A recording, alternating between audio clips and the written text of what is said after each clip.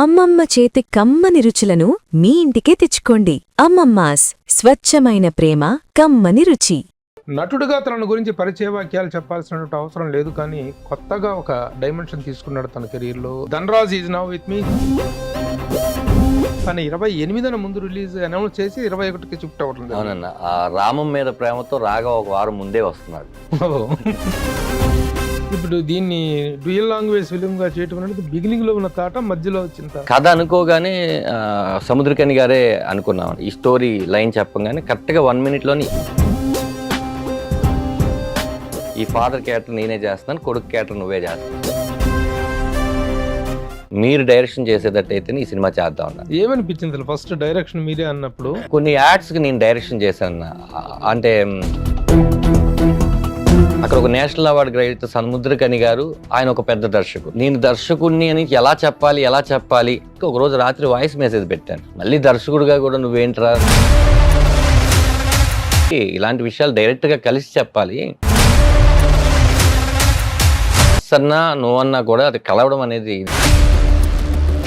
కానీ జబర్దస్త్ అనేది ఒక వైభవం కదా. రోల్ కెమెరా చెప్పింది నా ఫేస్ మీద. జబర్దస్త్ కార్యక్రమంలో వెలిగించుకోవాల్సిన నిప్పు ఇక్కడ కాదురా, నీ గుండెల్లో వెలిగించుకో, అది 1,00,000 మందికి వెలుగుని చూపిస్తుంది. అప్పట్లో నీకు ఒక లవ్ స్టోరీ ఉందని చెప్పావబ్బా.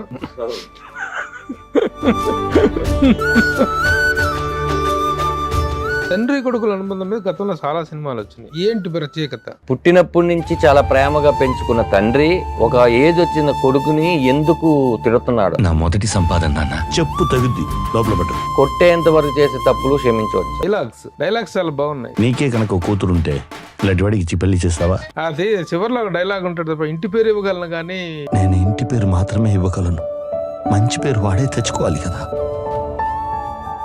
Hi, hello, namaste and welcome to my show from the bottom of the heart in Suman TV, the India's largest digital media platform. నటుడుగా తన గురించి పరిచయ వాక్యాలు చెప్పాల్సినటువంటి అవసరం లేదు, కానీ కొత్తగా ఒక డైమెన్షన్ తీసుకున్నాడు తన కెరీర్లో. డైరెక్టర్ కావటం అనేటువంటిది ఈ రోజున ఒక కత్తి మీద సాము. ఒక కొత్త డైరెక్టర్ కొత్తగా ఒక కొత్త కాన్సెప్ట్ని చెప్పాలి అంటే ఎంతగా తనను తాను మదించుకోవాలో తెలియాలి.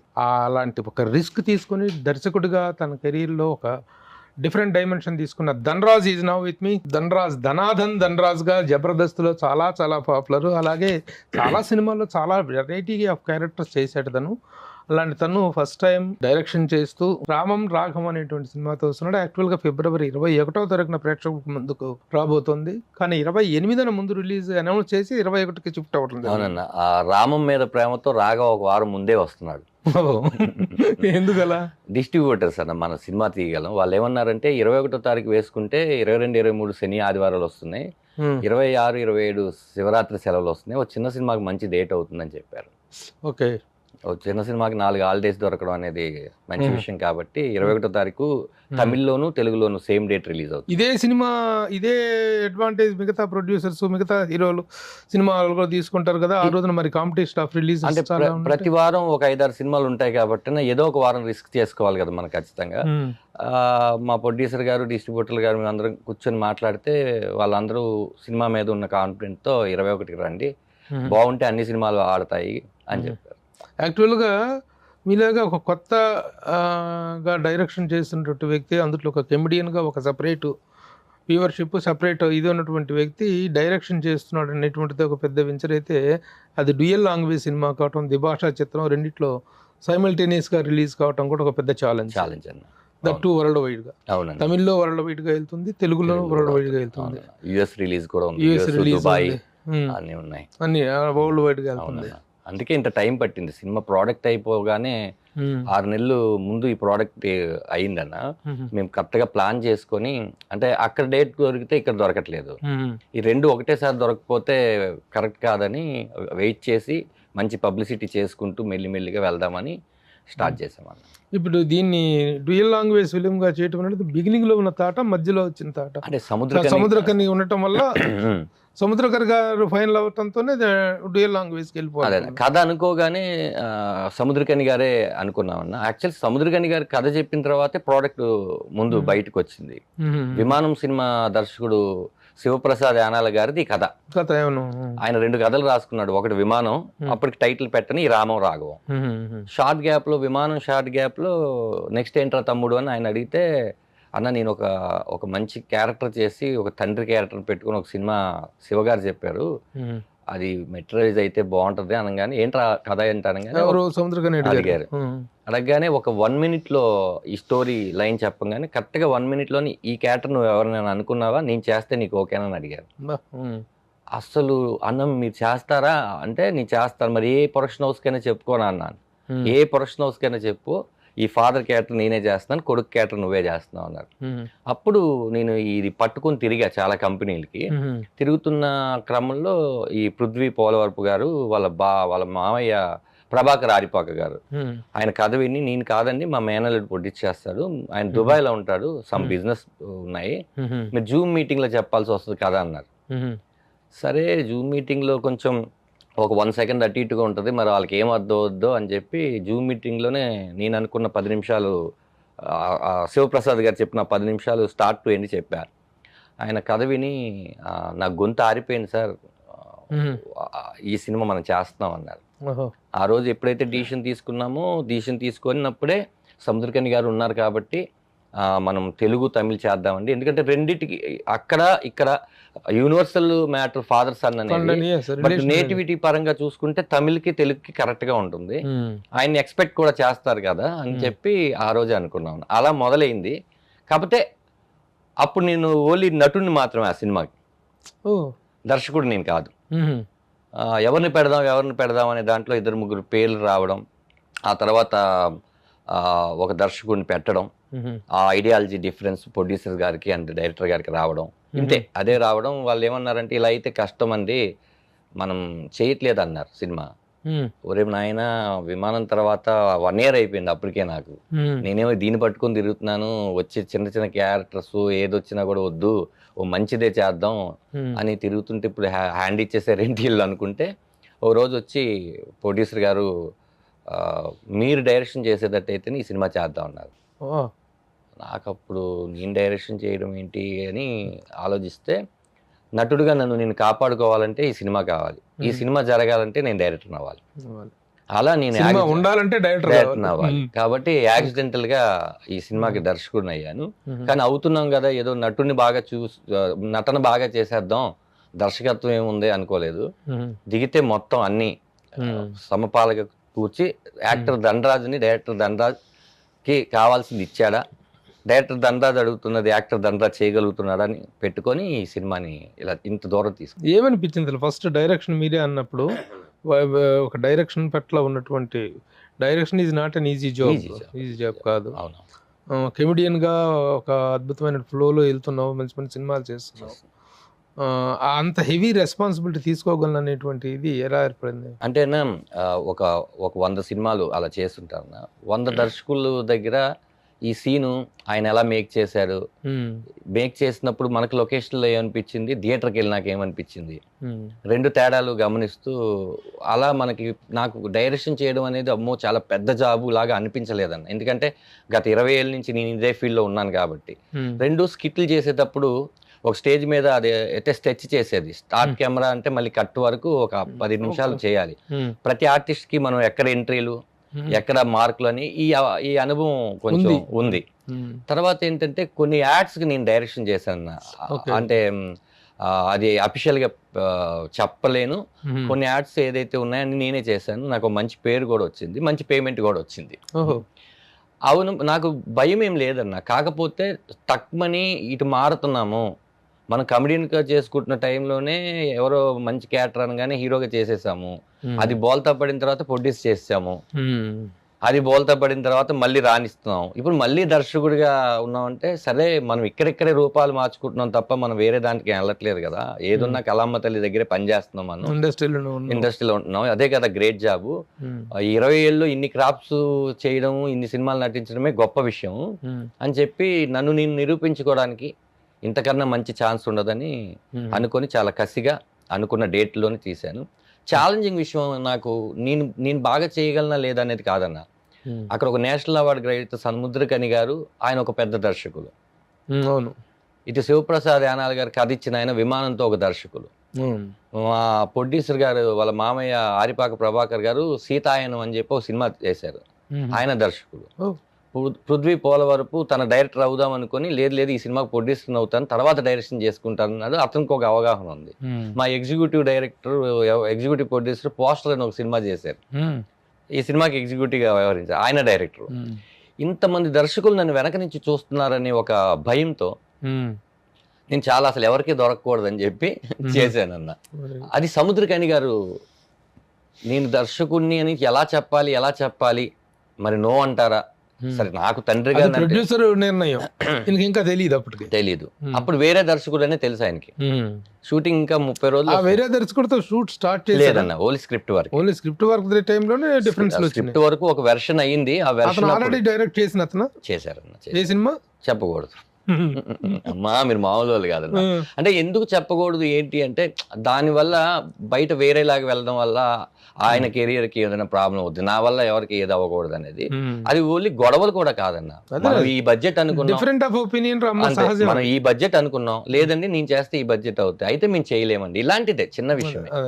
తర్వాత సముద్రగని గారికి ఒక రోజు రాత్రి వాయిస్ మెసేజ్ పెట్టాను, అన్న సోయిన్సో ఇలా జరుగుతుంది, ప్రొడ్యూసర్స్ ఏమో నన్ను చేయమంటున్నారు, మరి మీరు నాకు తండ్రి క్యారెక్టర్ చేయడమే నాకు గొప్ప విషయంగా నేను భావిస్తున్నాను. వైబికాష్ మీరు అక్కడ ధనుష్ గారికి చేశారు, శివకార్తికేయన్ గారికి చేశారు, చిన్న పిల్లోడికి చేశారు, నాకు చేస్తారని అనుకున్న టైంలో మీరు నాకు అభయస్తం ఇచ్చి చేస్తానని నమ్మకం ఇచ్చారు. మళ్ళీ దర్శకుడిగా కూడా నువ్వేంట్రా 2 జాబులు ఎలా చేస్తావు, వాటిని నటించుకుంటూ అంటారేమని భయం వేస్తుంది, మరి ఏమంటారో అని ఏదో మెసేజ్ మొత్తం పెట్టిన 1 minute డిలీట్ చేశాను. ఇది తప్పిది, ఇలాంటి విషయాలు డైరెక్ట్ గా కలిసి చెప్పాలి, ఎస్ అన్నా నో అన్నా కూడా అది కలవడం అనేది ఇది, నేనేంటో తోపులాగా మెసేజ్ పెట్టడం ఏంటని ఓ రోజు విమానం డైరెక్టర్ శివప్రసాద్ యానాల్ గారిని తీసుకొని వెళ్ళా. చెన్నై కూర్చున్నా, చెన్నై గారిని ఇక్కడ ఆయన షూటింగ్కి వచ్చారు ట్రైడెంట్ హోటల్కి. అప్పుడు బ్రో జరుగుతుంది, ఆయన లాస్ట్ షెడ్యూల్లో ఏదో వర్క్ జరుగుతుంది.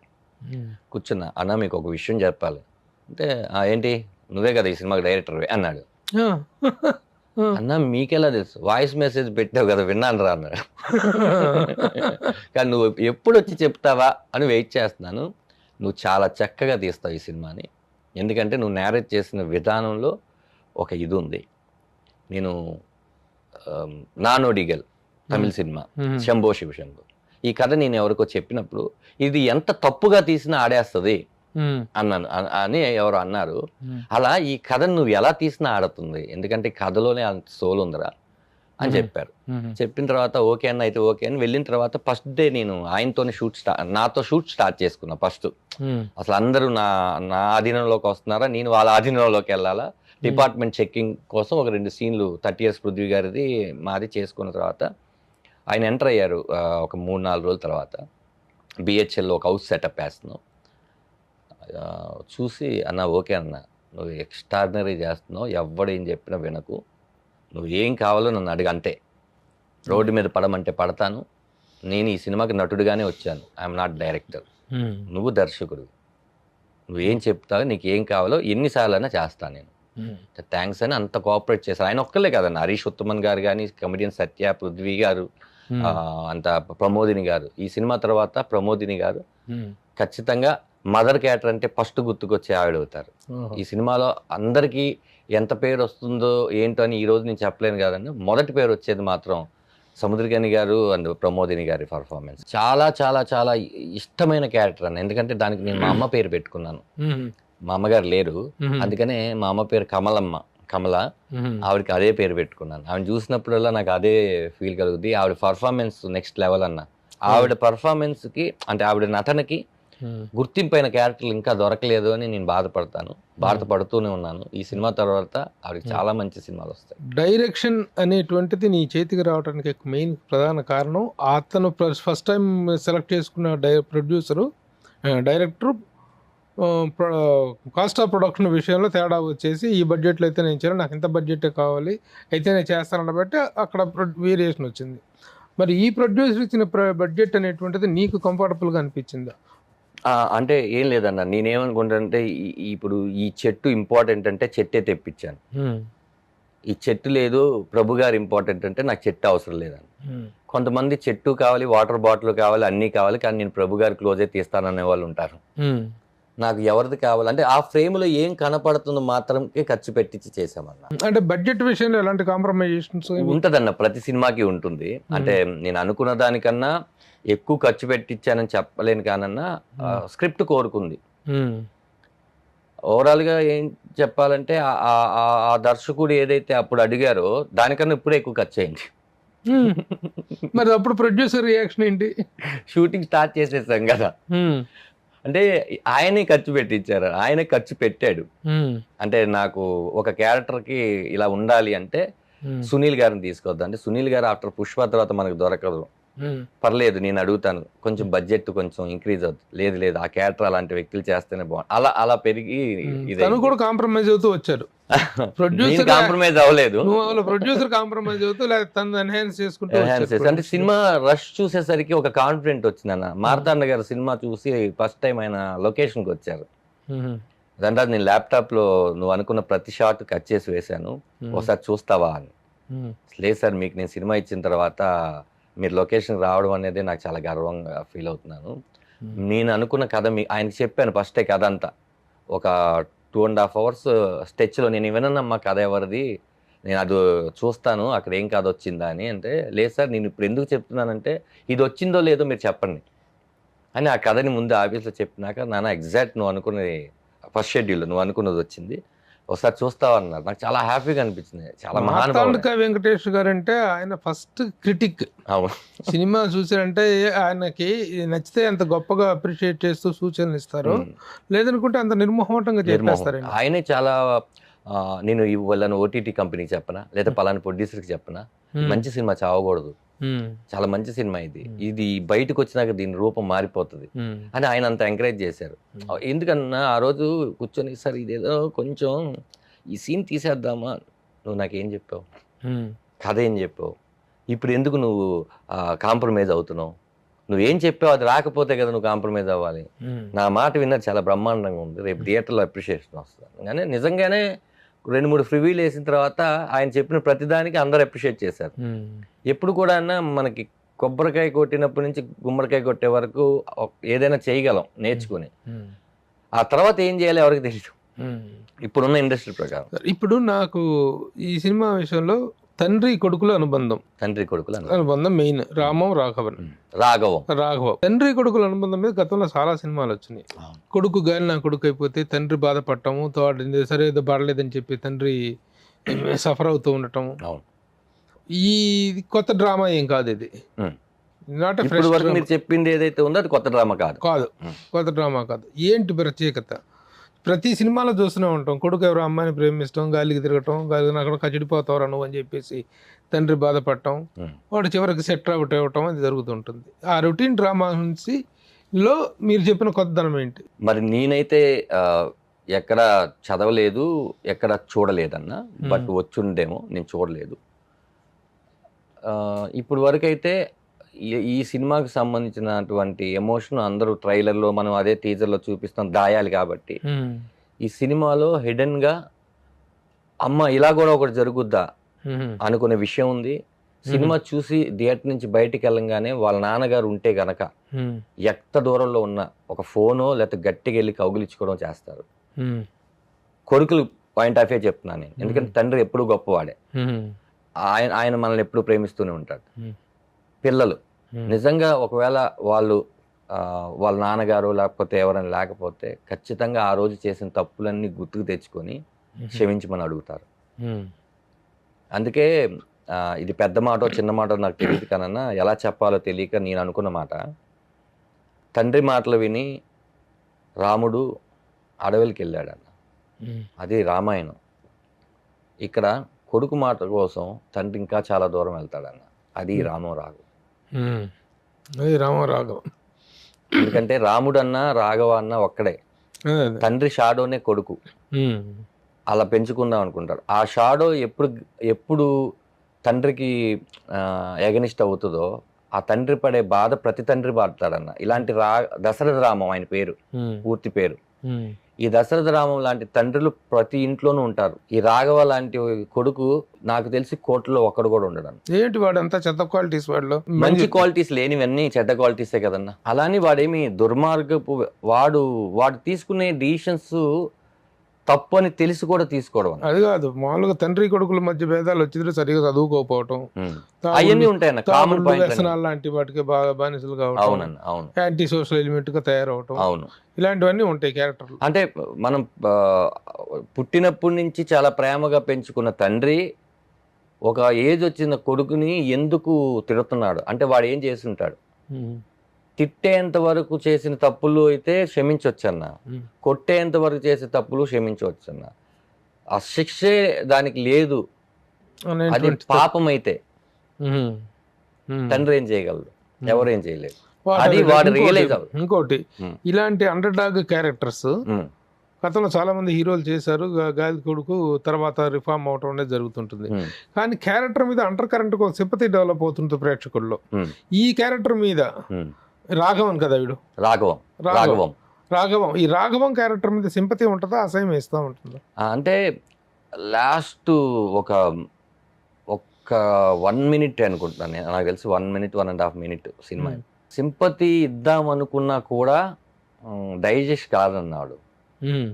వాడు మారతాడు, జనాలు మారు, ఆ క్యారెక్టర్ని అలాగే పట్టుకుని ఇంటికి వస్తాడు.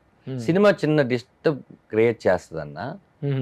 వాళ్ళు కనుక థియేటర్కి వస్తే సినిమా ఇంటికి వచ్చేస్తారు. ఒక 2-3 రోజులు అంటే ఇది నేనేదో తీసాను, శివ గారు ఏదో రాశారు, ఇలా అవ్వాలి అని ఎచ్చులు చెప్పడం కాదన్న.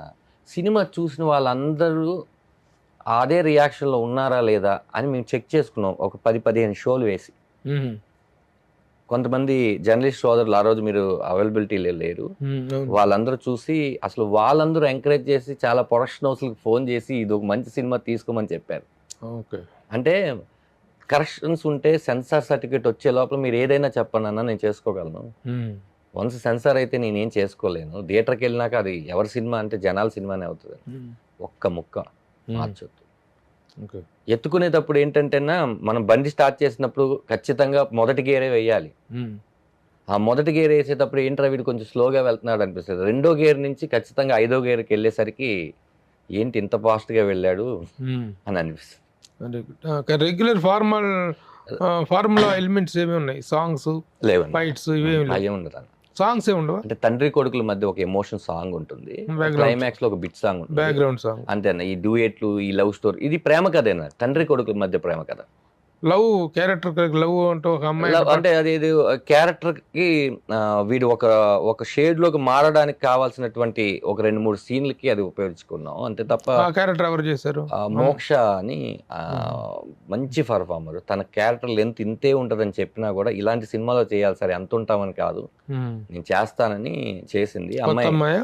చేసింది అన్న. సోహెల్ తో ఒక సినిమా చేసింది, మొన్న అలనాటి రామచంద్రులు అని ఒక సినిమా చేసింది. ఆ తర్వాత కన్నడలో అమ్మాయిని దేవతలా కొలుస్తారు మలయాళంలో, అంటే ఒక దేవత క్యారెక్టర్ వేసింది, అది చాలా మంచి హిట్ అయింది. అంత బిజీగా ఉంటూ కూడా తను చెప్పంగానే చేయడం చాలా గొప్ప విషయం. 2 విషయాలు ఒక కొత్త డైరెక్టర్ని నిలబెట్టేవి, కాంట్రిబ్యూట్ చేసేవి మెయిన్ 3 విషయాలు ఉంటాయి అన్న. 3 మొదటిది cameraman cooperation, next music men cooperation, next editor.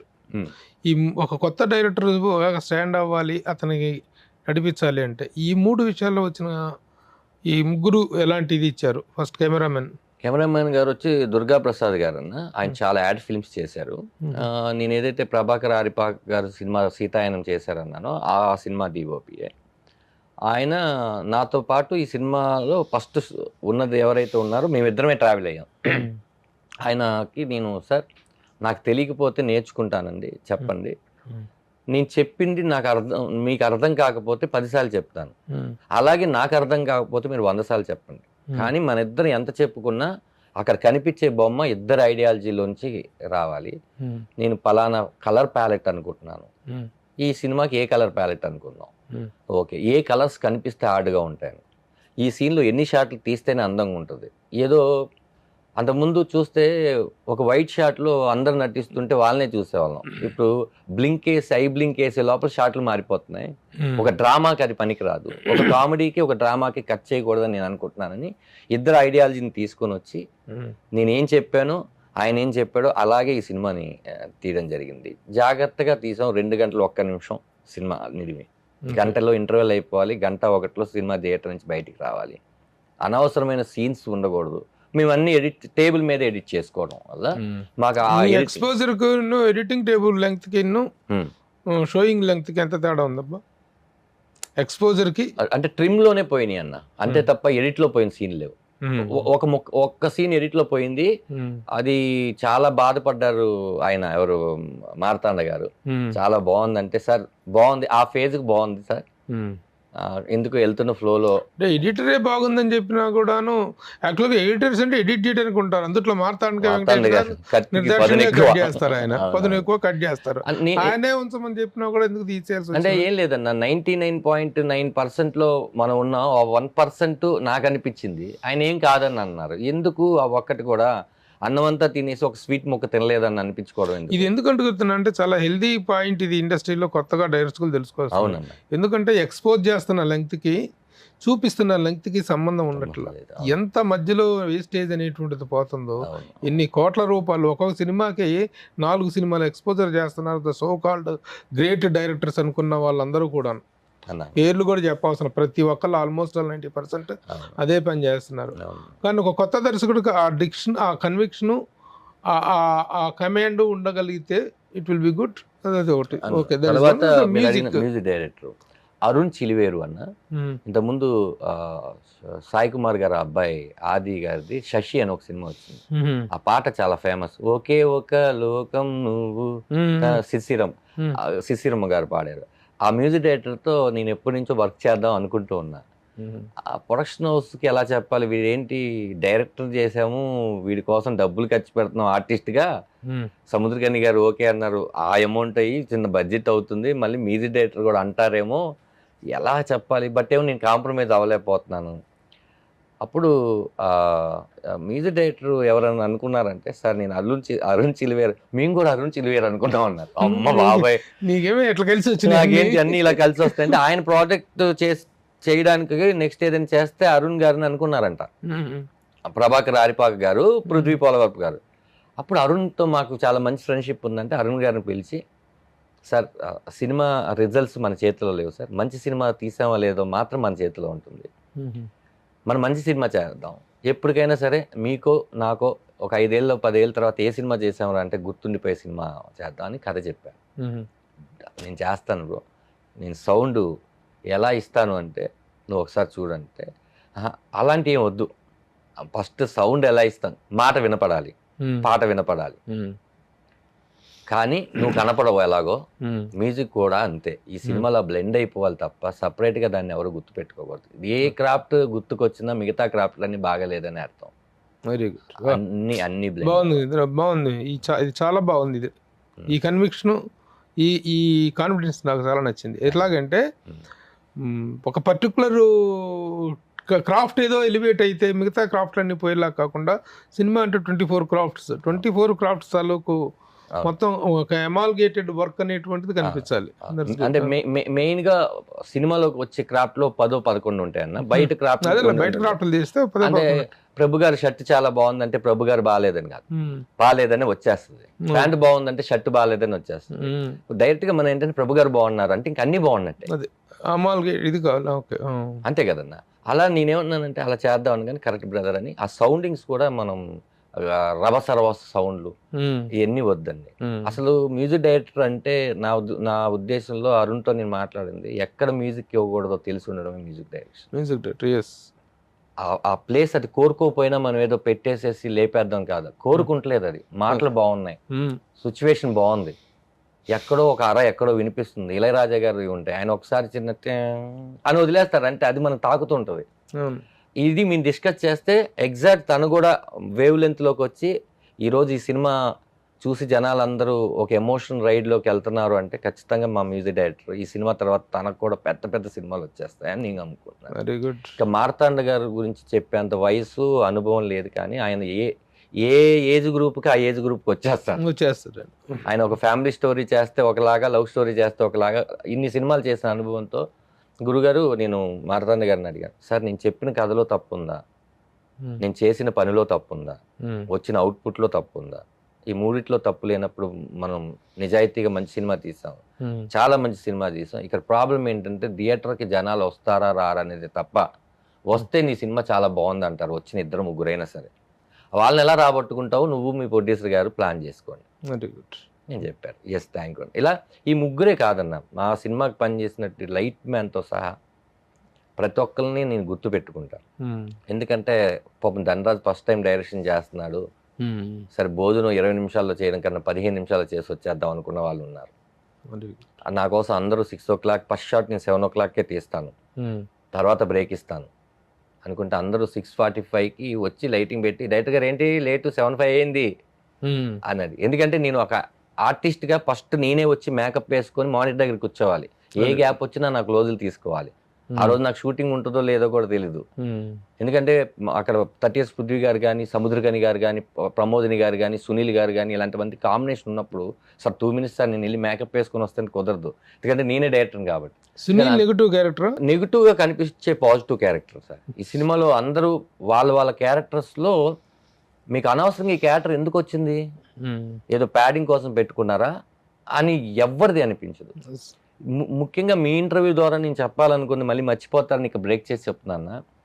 Comedian Dhanraj ఈ సినిమాలో యాక్ట్ చేశారు కదా, పగలబడి నవ్వేసుకుందాం అని మాత్రం అనుకోవద్దని ప్రేక్షకులు చెప్తున్నాను. ఇది మీకు నవ్వొస్తే నవ్వుకునే మాటలే రాసే తప్ప మీరు నవ్వాలని చేసిన హాస్య ప్రధాన చిత్రం కాదు. ఇది తండ్రి కొడుకుల ప్రేమ కథ చిత్రం. రెండు దీంట్లో అనుకుంటున్న మాస్ ఫైట్లో, జాతర డాన్స్ లో అలాంటి సిచ్యువేషన్ లేవు. ఆ సిచ్యువేషన్ కోరుకుంటే పెట్టేవాడిని. సత్య కమెడియన్ చాలా ఇంపార్టెంట్, ఒక 15 రోజులు చేశారు. అలాగే హరీష్ ఉత్తమన్ చాలా కాలం తర్వాత ఆయన నా కోసం చెప్పిన గెటప్ లో రెడీ అయ్యి క్యారెక్టర్ నమ్మి ఆయన కూడా ఏ సినిమా ఒప్పుకోకుండా గెడ్డం పెంచి ఇది కావాలన్నా అంటే ఒక లారీ డ్రైవర్ దేవా అనే క్యారెక్టర్ నాకు ఈ సినిమాలో రామం రాగం ఒక మంచి దాంట్లో చూసుకుంటే అది ఆయన ఒక ఆంజనేయ స్వామి లాంటి క్యారెక్టర్. అటు తండ్రికి నాకు మధ్యలో ఉండి గెలిపించే క్యారెక్టర్. ఈ సినిమాలో సత్య ధనరాజ్ ఉన్నారు కదా, ఒక కామెడీ. మేమిద్దరం మాట్లాడుకుంటాం, నిజమైన ఫ్రెండ్స్ ఎలా మాట్లాడుకుంటారు సిచ్యువేషన్లు మాట్లాడుకుంటాం. అందులో చిన్న కామెడీ టచ్తోనే మాట్లాడుకుంటాం, కానీ ఏదో వాళ్ళు నవ్వించాలని ఏయో పంచులు రాసేసి డబుల్ మీనింగ్ డైలాగులు రాసేసి అయితే నవ్వించాలి అనుకోలేదు ఫస్ట్ నుంచి మేము. ఇది వచ్చే వాళ్ళు ఫ్యామిలీస్, వాళ్ళు బయటికి వెళ్ళేటప్పుడు అంతా బాగుంది కానీ ఆ ఎక్కడో కొంచెం అది అని కూడా రాకూడదు అని అనుకున్నాం. అంటే యాక్చువల్ గా ధనాధన్ ధనరాజ్ అంటే జబర్దస్త్ లో ఒక పెద్ద ఫేమస్ బ్రాండ్ నవ్విస్తాడు అనేటువంటిది. అలాంటి దగ్గర నుంచి నీ దగ్గర నుంచి కామెడీని ఎక్స్పెక్ట్ చేయొద్దాం అంటే ఎక్స్పెక్ట్ చేయొద్దండి. ఇప్పుడు నేను పిల్ల జమీందారు సినిమాలో పిల్ల జమీందారులో బాగా నవ్వించి ఒక సీన్లో ఏడిపించాను. అది బయటకు వచ్చి జనాలందరూ ఒక కమెడియన్ ఏడిపిస్తే ఇంత ఉంటుందని విషయం తెలుసు కానీ నువ్వు కూడా బాగా చేయగలవు అని అర్థమైంది అన్నారు. నవరసాలు అన్నిట్లోనూ హాస్యం రసం అనేది చాలా కష్టమైందన్న. హాస్యరసం బాగా చేసిన నవరసాలు ఏ రసమైనా చేయగలరు. అది పెద్ద వాళ్ళందరూ ఇప్పటి వరకు నిరూపించారు. వాళ్ళే నా ఆదర్శం. ఎందుకంటున్నానంటే ఒకవేళ అలా నేను కనుక చేస్తే ఆ క్యారెక్టరైజేషన్ నాకు ఎందుకో కొడుతుంది. వీడు ఇలా ఈ రాగం ఇలా బిహేవ్ చేయకూడదు కదా, ఎందుకు 5 నిమిషాలకు ఒకలాగా బిహేవ్ చేస్తాం, ఈ క్యారెక్టర్ ఇది కాదు కదా, వద్దు అని చెప్పి ఆ క్యారెక్టర్ మీరు సినిమా చూస్తే నువ్వే ఎందుకు యాక్ట్ చేయాల్సి వచ్చింది, నువ్వే ఎందుకు ఆ ఇంటర్వ్యూలో చెప్పిన మాటలు చెప్పావు అని మీరే చెప్తారు. అందుకని ఎందుకంటే ఆ క్యారెక్టర్లో ఉందామని. సో 21 ఫిబ్రవరి 21 అన్న మీ అందరి blessings big day in your life. నిజంగా అంటే ఆ రోజు చాలా ఆనందపడాలా, లేకపోతే ఏంట్రా నేర్చుకొని ఇంకో దానికి ముందుకు వెళ్ళాలా అని చెప్పే డే. ఒక విషయం, ఒక 10-12 మంది పెద్ద స్టార్ సినిమాలు తప్ప ఓపెనింగ్స్ అనేటువంటి రానటువంటి పరిస్థితి కనిపిస్తుంది. అవునన్న, ఏదో ఒక సినిమా సక్సెస్ అయిందంటే చిన్న సినిమా ఏదో ప్రమాదవశాత్తు అయినట్టుగా అనిపిస్తుంది తప్ప యాక్సిడెంటల్ సక్సెస్ లాగా అనిపిస్తున్నాయి తప్ప థియేటర్ పుల్లింగ్ అనేటువంటిది లేకుండా పోయింది. ఈ నేపథ్యంలో what is your confidence in the theatre? ఈ సినిమా రిలీజ్ అయినాక థియేటర్లో ఒక 5 ఉంటారు అనుకుంటున్నానన్న, 5-10 మంది ఉంటారేమో. ఆ 10 మంది మధ్యాహ్నం షోకి 20 మందిని తెస్తారు, ఆదివారం ఫుల్ చేస్తారు. అదే నా కాన్ఫిడెన్స్. జనాలు ఎప్పుడు మోసం చేయలేదన్న, మనం మోసం చేసాం తప్ప. వాళ్ళు చాలా క్లారిటీగానే ఉన్నారు. వాళ్ళు నాడి పట్టుకోలేము, లేకపోతే వాళ్ళ థాట్స్ లెవెల్ పట్టుకోలేము కాదన్న.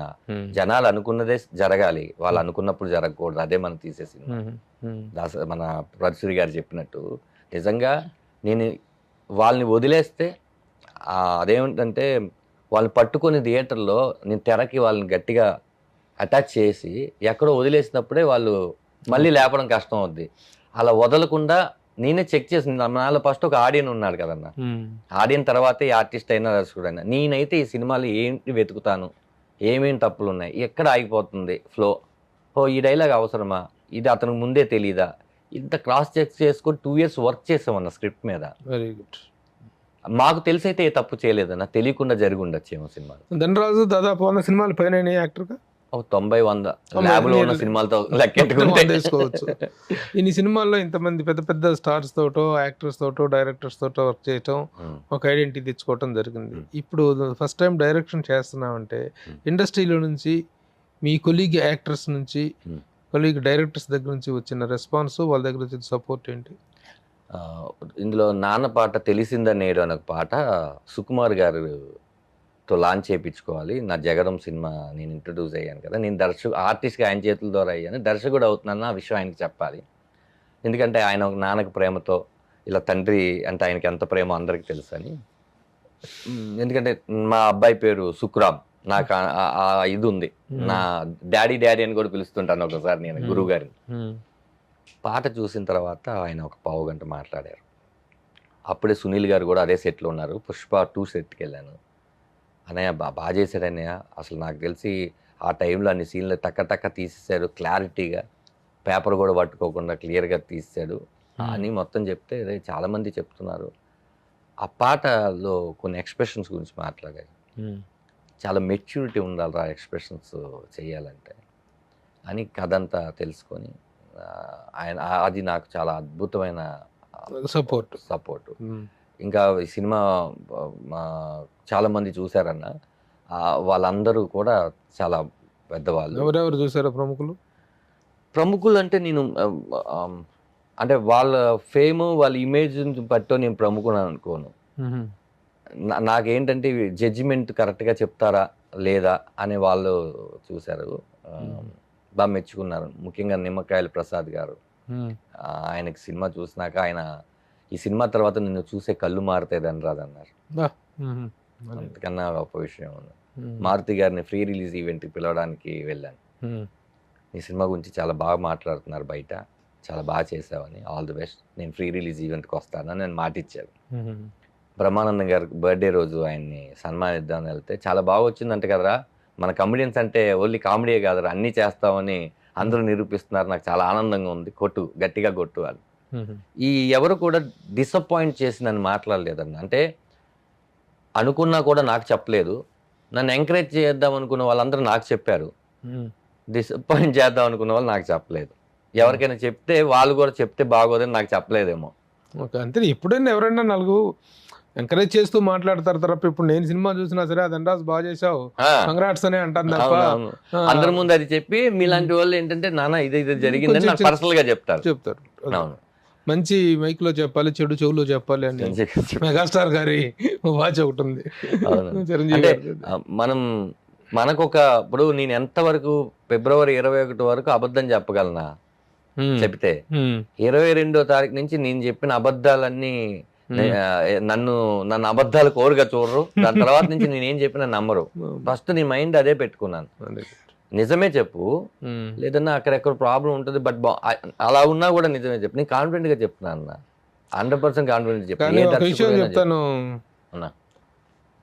కమెడియన్ గా తెలుసు, చిన్నప్పుడు బడ్డింగ్ యాక్టర్ గా ఉన్న రోజు నుంచి తెలుసు కదా. అవును, చూస్తున్నాను. ఇప్పుడు ఈ ఇంటర్వ్యూలో మాట్లాడుతున్న తీరు కానీ, ఈ సినిమాకి వచ్చినటువంటి పేరు పాయింట్ ఆఫ్ వ్యూలో ధనరాజులో ఇంత విషయం ఉందా, ధనరాజులో ఇంత కన్విక్షన్ ఉందా అని నేనే ఆశ్చర్యపోతున్నాను. బాగుంది, really your confidence is good, your way of talking is good. ఎందుకంటే మనం ఒకసారి దుబాయ్లో కలిసాం.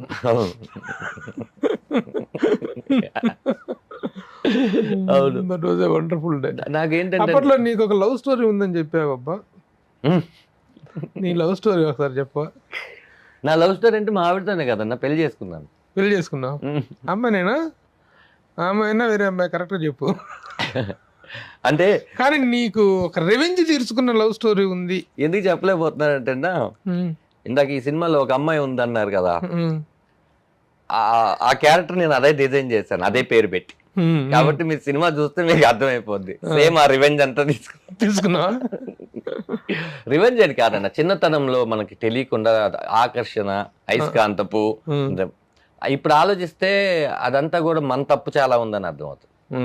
అంత సిచ్యువేషన్ లో ఇప్పుడు కొంచెం నాకు పిల్లలు పుట్టినాక మా పెద్ద అబ్బాయి ఇంటర్ చదివే కొడుకు, ఇంటర్ చదివే కొడుకు. ఇప్పుడు మనం ఆలోచనలు అంతా తండ్రి బాధ్యతలో ఉండి ఆలోచిస్తున్నాము.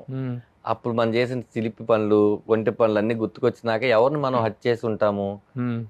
వాళ్ళు ఇప్పుడు మనల్ని హత్య చేస్తున్నారు, మనం బాధపడుతున్నాం కదా, మనం ఎంతమంది హత్య చేసి ఉంటాము అని ఒక మెచ్యూరిటీ వచ్చిందన్న. అప్పుడు ఏదో జరిగింది కదా. ఎందుకన్నా మీరు ప్రమోషన్ కి పిలిచి నాలో స్టోరీ చెప్పుకుంటారంటే మీరు లేదా? అది మీకు ట్రైలర్ లో డైలాగు, మీకు ఇందాక ట్రైలర్ చూపించినప్పుడు అమ్మాయి ఒక మాట అంటది. అది మీకు ట్రైలర్ ఇంకా రిలీజ్ కాలేదు కాబట్టి నేను ముందే చెప్పట్లేదు. మీకు పర్సనల్ గా మీరే అన్నారు కదా మంచిని అందరి ముందు చెప్పు కాబట్టి కెమెరా ఆపినాక మీకు చెప్తారు వాళ్ళు. ఓకే, డైలాగ్స్ చాలా బాగున్నాయి. అది చివరిలో ఒక డైలాగ్ ఉంటుంది, ఇంటి పేరు ఇవ్వగలను కానీ మంచి పేరు వాడి తెచ్చుకోవాలి కదా. డైలాగ్ చాలా బాగుంది. అది అవునన్నా. ఎవరు రాశారు డైలాగ్స్? అంటే మాక్సిమం కథలో రాసేటప్పుడు పుట్టిన శివప్రసాద్ గారు నేను కలిసి రాసుకున్నాము. మెజారిటీగా కొన్ని నాకు ఇయే కావాలనుకుని నేను పర్టికులర్ గా రాసుకున్నాను. దాని తర్వాత ఒక ఎక్స్టెన్షన్ డైలాగ్ ఉంటుంది అన్న, ఇంకా వాడి గురించి ఆలోచిస్తున్నారా అని అడుగుద్దా. నాకు వేరే ఆలోచన ఏముంది చెప్పు, నేను ఇంటి పేరు మాత్రమే ఇవ్వగలను, మంచి పేరు వాడే తెచ్చుకోవాలి కదా. భూమి మంచిదే, విత్తనం మంచిదే, చెట్టు ఎందుకు అలా పెరిగిందో నాకు అర్థం కావట్లేదు అంట. అది ఆయన అరే ఈ డైలాగు అని ఆయన చెప్పింది, ఈ డైలాగ్ పెడదా అని.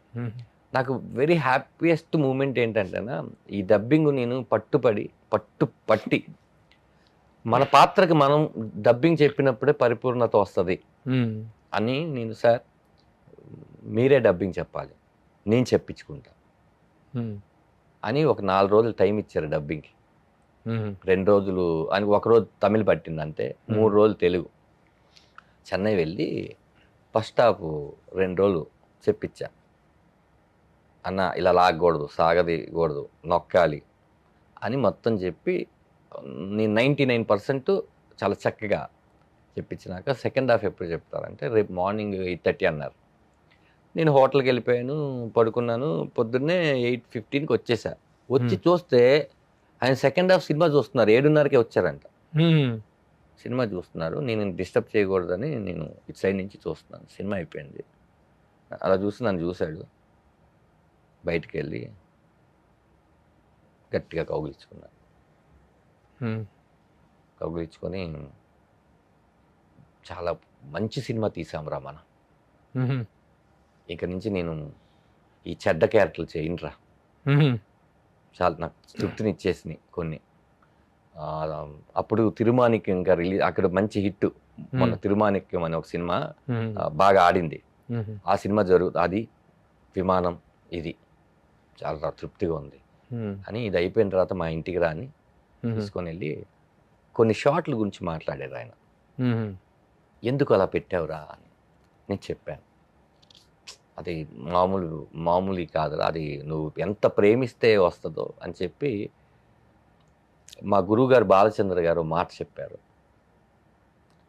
నువ్వు చాలా సినిమాలకి దర్శకత్వం వహించవచ్చు, చాలా కథలను బాగా తీసుండొచ్చు, ఒక కథ నిన్ను అడుగుద్ది నువ్వే డైరెక్షన్ చేయని, ఈ కథ నిన్ను అడిగిందిరా అన్నారు. అంత గొప్ప మాట అనిపించింది. అంత బాగా తీసాను. బాగా తీయడం ఏంటారు, రేపు పొద్దున్న జనాలు చూడేం చెప్తారు. ఆయన ఒక దర్శకుడు, నేషనల్ అవార్డు గ్రహీత, ఎన్నో సీరియల్స్ చేశారు, అన్ని లాంగ్వేజ్లోనూ ఇప్పుడు బాగా చేస్తున్నారు. ఆయన చెప్పేసరికి నేను అలా నడుచుకుంటూ హోటల్కి వచ్చేసి కూర్చొని చాలు, ఈ 2 ఏళ్ళు కష్టం మొత్తం పోయిందే, రేపు ఏసీ రూమ్లో కూర్చొని థియేటర్లో సినిమా చూస్తుంటే అది కూడా పోతుంది టెన్షన్. నాకు ఒకటేంటంటేనా, 21వ తారీఖు రేపే ఇంటే బాగుండు, అందరికి సినిమా చూపించడానికి ఇంకా 1 వీక్ excitement. ఉందన్న. ఎందుకంటే అవుట్పుట్ నాకు తెలుసు, అందరికి తెలియాలి. మేబీ రైట్ ఆర్ రాంగ్ అనేది ప్రేక్షకులు చెప్తారు, కానీ నా బిడ్డని పెళ్లి చేయడానికి ఒక డేట్ ఆ రోజు దొరికింది. జబర్దస్త్ నుంచి వచ్చిన డైరెక్టర్స్ లో వేణు ఒక బెంచ్ మార్క్ క్రియేట్ చేశాడు. అదొక భయాన్ని క్రియేట్ చేశాడు, బెంచ్ మార్క్ భయాన్ని క్రియేట్ చేశాడు. అవును. ఈ స్క్రిప్ట్ అప్పుడు ఇంకా బలగము అప్పటికి లేదా? స్క్రిప్ట్ అప్పుడు బలగం లేదన్న. ఇది విమానం సినిమా, అప్పుడు శివప్రసాద్ గారు 2 కథలు చెప్పినప్పుడు ఇది ఇంకా సెట్ లోకి వెళ్ళలేదు, కానీ స్క్రిప్ట్ వర్క్ జరుగుతున్నప్పుడు బలగం స్క్రిప్ట్ వర్క్ ఏదో షూట్ స్టార్ట్ అయింది. చాలా మంది కంపారిజన్, నా బలగం సినిమా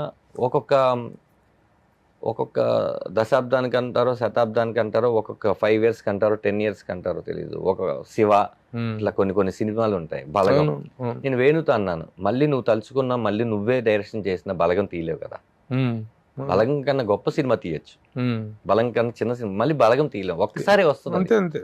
అలాగా నేను బలగం లాగా సినిమా తీయాలి అని చెప్పేసి అనుకొని వేణు చేశాడు కాబట్టి నేను కూడా చేసేద్దా, అది లేదన్న. నా సినిమా నాదే, నా రామం రాగం నాదే, తన బలగం తనదే, నెక్స్ట్ అతను చేసే ఎల్లమ్మ తనదే, నేను ఏదైనా నెక్స్ట్ చేస్తున్నదే. ఎవరి సినిమా అయినా అంతే అన్న. ఇక్కడ ఏంటంటే ఇద్దరం బెస్ట్ ఫ్రెండ్స్ అయిపోయేసరికి వేణుని చూసి ధనరాజు డైరెక్షన్ చేస్తున్నాడా, లేకపోతే వేణు కొట్టేశాడుగా ధనరాజు కూడా కొట్టేస్తాడా, వేణుని దాటగలడా, ఇతను ఈ కంపారిజన్ వచ్చింది. సరే, ఇంకా మీడియా అన్నాక, సోషల్ మీడియా అన్నాక ఇలాంటివి వస్తూనే ఉంటాయి. మంచి మనం తీసుకుంటున్నప్పుడు చెడ్డే కూడా మనం తీసుకోవాలి కదా, నో ఇష్యూ. ఎంతమందికి అని ఏమని చెప్తాం, రిజల్ట్ చూపించాల్సింది మన పని బాగుంటే మాట్లాడే వాళ్ళు కూడా మార్చి మాట్లాడతారు. ముందు పని బాగా చేద్దాం. ఆయన అన్నారే, మన పని మనం ఎప్పుడు చేసుకుంటే వెళ్తే ఆ దేవుడు మనకు సహకరిస్తారు. మన పనిలోనే తప్పు ఉంటే ఎవరు మనకు సహకరించడానికి. యాక్టర్ గా ఎలా కంటిన్యూ అవుతున్నావు? యాక్టర్ గా నేను చేస్తున్నాను. ఇప్పుడు శివాజీ గారి సినిమాలో చాలా ఇంపార్టెంట్ క్యారెక్టర్ చేస్తాను. ఇంకొక అశోక్ గారు, పిల్లజమీదార్ అశోక్ గారిది హిందీ సినిమా ఒకటి చేస్తున్నాను. ఉఫ్ అని చెప్పి లవ్ రంజన్ గారి ప్రొడక్షన్ లో చేశాను ఆల్రెడీ, అది సమ్మర్ లో రిలీజ్ ఉంది. నేను కాకపోతే ఏంటంటే వెకిలి కామెడీ ఫస్ట్ నుంచి నాకు, వెకిలి కామెడీ అంటే చేసే వాళ్ళందరూ వెకిలా మళ్ళీ అంటే తమ్ములేంచి పెట్టేసి అలా కాదు. వెకిలి కామెడీ అంటే నాది కాని కామెడీ, నేను చెయ్యలేని కామెడీ, అదేదో తీసుకొని వచ్చి నేను ఇప్పుడు స్లాప్స్టిక్ గా అని చెప్పి చేయలేదన్న. నాకు రాజుగారి గదిలో అలా కావాలి, ఆ క్యారెక్టర్కి, శివుడు అనే క్యారెక్టర్కి అలా చేశా. అలాగని అన్ని సినిమాలు అలా చేయలేను. నేను చేసిన 100 సినిమాల్లో 90 సినిమాల్లో వెకిలి కామెడీ చేసిన సినిమాలు ఏంటి, మంచి కామెడీ చేసిన సినిమాలు ఏంటి? నాకు తెలియకుండా చేసినాయో వెకిలి కామెడీ చేసినాయి, నాకు తెలిసే చేసినవి మంచిగా చేసింది. ఇక నుంచి జాగ్రత్త పడదాం అనుకుంటుంది. ఏంటంటే ఆ క్యారెక్టర్కి నేను యాప్ట్ అయితేనే చేద్దాము, అది మంచి సినిమా అయితేనే. మంచి సినిమా అంటే ఎస్, ఈ క్యారెక్టర్ సినిమా ఎలా ఉన్నా ఈ క్యారెక్టర్ని ఎవరు తిట్టుకోరు, అది అలాంటివి చేద్దామన్న. ఒక లారీ డ్రైవర్ కొడుకువి, ఒక 20 ఏళ్ల ప్రస్థానం సినిమా ఇండస్ట్రీలో, ఇక్కడికి వచ్చి హోటల్లో కూడా పనిచేసినట్టు. అవునన్నా, యాజ్ వెయిటర్ గానా? వెయిటర్ గా కాకతీయ మెస్. కాకతీయ మెస్ నాన్న సినీ అది కాదు, నాన్న సినీ పక్కన ఉండేది మీకు ఒక మెస్. ఇప్పుడు అది కరెక్ట్ గా తిరువిధి గోపాలకృష్ణ గారు ఆఫీస్ ఉండేది, అక్కడ మెస్ ఉండేది. అది కాకతీయనో అన్నపూర్ణనో మెస్ ఉండేది, అక్కడ పనిచేశానన్న. ఎన్నేళ్ళు కాదన్న, 4 రోజులు. మా అమ్మగారు వచ్చేసారు, అది మా అమ్మగారు వచ్చేసారు. ఆ తర్వాత ఆవిడ ఆయాగా అపోలోలో జాయిన్ అయ్యారు. చేశారు అంటే నా కోసం, సినిమా యాక్టర్ని, హీరోని అయిపోవాలని చెప్తే అది వచ్చి అది మనం మాట్లాడాలనుకుంటే అదొక చాలా చాలా పెద్ద కథ. ఏది కూడా సుఖమైన జర్నీ చేయలేదన్న నేను, పడుతూ లేస్తూ. అందుకే చెప్పుకోవడానికి చాలా టర్నింగ్లు ఉన్నాయి మొత్తం. హోటల్లో సప్లైరు అది టర్నింగ్ కాదన్న. అది ఏంటంటే అప్పటికి నేను ఇంకా సినిమా జీవితంలోకి అడుగు పెట్టలేదు. అదేంటంటే టర్నింగ్ కాదు, అది ముందేంటంటే మట్టి రోడ్డు నుంచి మెయిన్ రోడ్ ఎక్కడం, మట్టి రోడ్ నుంచి మెయిన్ రోడ్ ఎక్కడం. టర్నింగ్ చాలా ఉన్నాయన్న. అంటే నేను ఎక్కడి నుంచి చెప్పాలంటే, జై సినిమా తర్వాత జై నా ఫస్ట్ సినిమా, దాంట్లో ఒక సీను, ఒక చిన్న బిట్ సాంగ్ ఉంటుంది. దాని తర్వాత 2 ఏళ్ళకు ఎప్పుడు జగడం అన్న.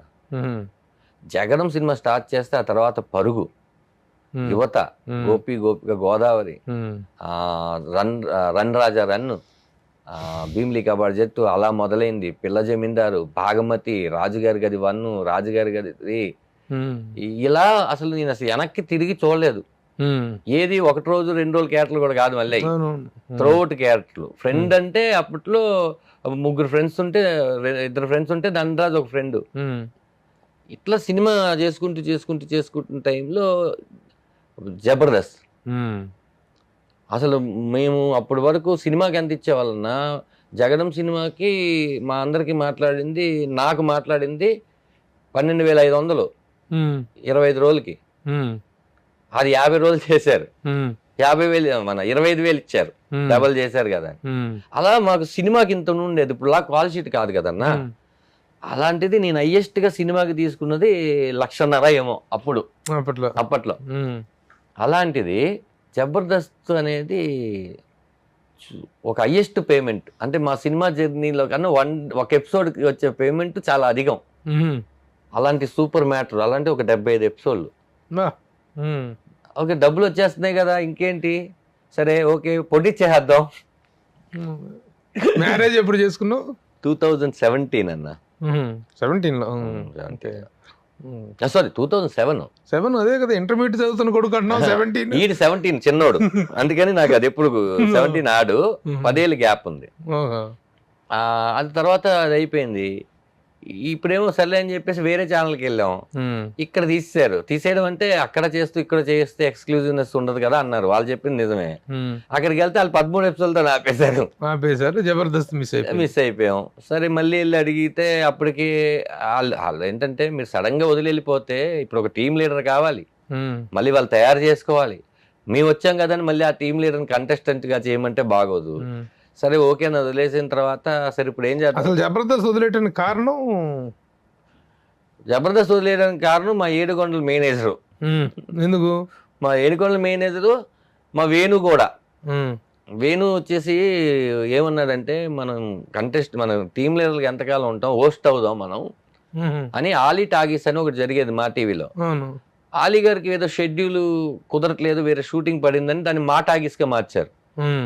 మా టాగీస్లో మారిస్తే మా ఇద్దరిని అడిగారు, కాదు వేణుని ఇంకొక అతన్ని అడిగితే నాకు ధనరాజ్ చాలా కంఫర్ట్ అన్నాడు. అనగానే ధనరాజ్ వస్తాడా తీసుకురా అంటే వచ్చి మన ఇక్కడ ఇది చేస్తున్నాం అంటే అక్కడ చెబుదాంరా అన్న. ఓకే, ఇదేంటి ఆదివారం వస్తుంది, అదేంటి బుధవారం వస్తుంది, ఇది ఇక్కడ కామెడీ, అక్కడ హోస్ట్, ఎవరేమంటారు చేసేసి నాకు చెబుదాం అన్నాడు. సర్లే రేపే షూటింగ్ అంటున్నాడని అక్కడ నేను చేసేసి నేను వెళ్ళి మాట్లాడాను కీర్తి గారు. ఆవిడ ఇది చెప్పారు, అన్నా నువ్వు అక్కడ కనిపించి ఇక్కడ కనిపిస్తే మీరిద్దరు ఈ రేటింగ్స్ దాంట్లో ఉంటుంది కదా, పని చేయండి, అది అయిపోయిన తర్వాత రండి మనం చేద్దాం అన్నారు ఆవిడ. ఓకే ఇలా అన్నారని ఇది జరుగుతుందంటే ఇది 13 ఎపిసోడ్లు, 13 కాదు ఇంకొకటి చేస్తున్నామని ఒక 5-10 ఎపిసోడ్లు చేశారు. ఈ లోపల ఇక్కడ టీం లీడర్లు అందరూ పాప వాళ్ళు కష్టపడి వాళ్ళు వచ్చేసి వాళ్ళు జనాలందరినీ ఎంటర్టైన్ చేసుకున్నారు అంతా. మళ్ళీ మేము ఇప్పుడు వెళ్ళి అడిగితే అది తప్పు కదా, ఏం చేయాలన్న ఆలోచనలో సినిమాలు జరుగుతున్నాయి. అప్పుడు బిగ్ బాస్ వచ్చింది, తారకన్న హోస్ట్. తారకన్న హోస్ట్ అటు సైడ్ ముమైత్ ఖాన్ గారు, శివబాలాజీ గారు, నవదీప్ గారు, ప్రిన్స్ పెద్ద అప్పుడు ఫస్ట్ సీజన్ లో అందరూ అదిరిపోయింది కదా. సరే అని చెప్పి దానికి వెళ్ళిపోయాం.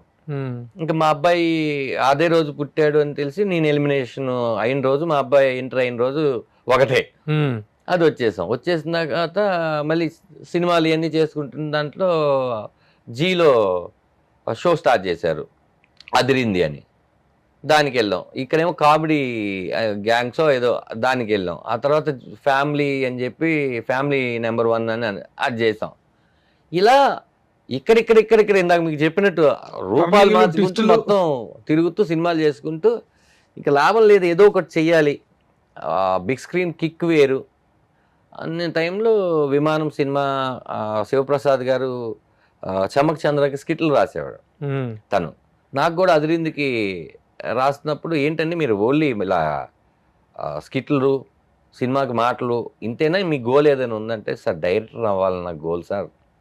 మా ఇంటి దగ్గర ఒక చెత్త కుప్ప ఉంటుంది సార్, ఆ చెత్త కుప్ప మీద దగ్గర సినిమా పోస్టర్లు అన్నీ పడుతుంటాయి సార్, ఏదో ఒక రోజు అక్కడ శివప్రసాద్ యానాల దర్శకత్వంలో సినిమా అని పడాలి సార్ అన్నాడు.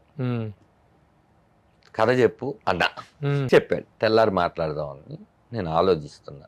తెల్లారి ఆయన అనుకున్నాడంట చాలా మంది అంటే అడుగుతారు ఏం చేస్తారు అనుకున్నారు. ఈ కథకి మీరు ఎవరిని అనుకుంటున్నారు సార్? అమీర్ ఖాన్ గారు బాగుంటారు అంటే. అమీర్ ఖాన్ గారు నాకు తెలీదు, అమీర్ ఖాన్ గారు అమీర్పేటలో ఏమి ఉండరు నన్ను తీసుకురావడానికి. నెక్స్ట్ నానా పటేకర్ గారు నాకు తెలీదు, నాకు ఒక ఆయన తెలుసు, బాగుంటాడు అనిపిస్తుంది. ఎవరు సార్? సముద్రగని గారు. సార్ సముద్రగని గారు చాలా బాగుంటారు సార్ అన్నాడు. ఆగు అని చెప్పి ఆయనకి ఫోన్ చేశా. అప్పటికి ఆయనకి నాకు పరిచయం ఒక సినిమా జెండాపై కపిరాజు.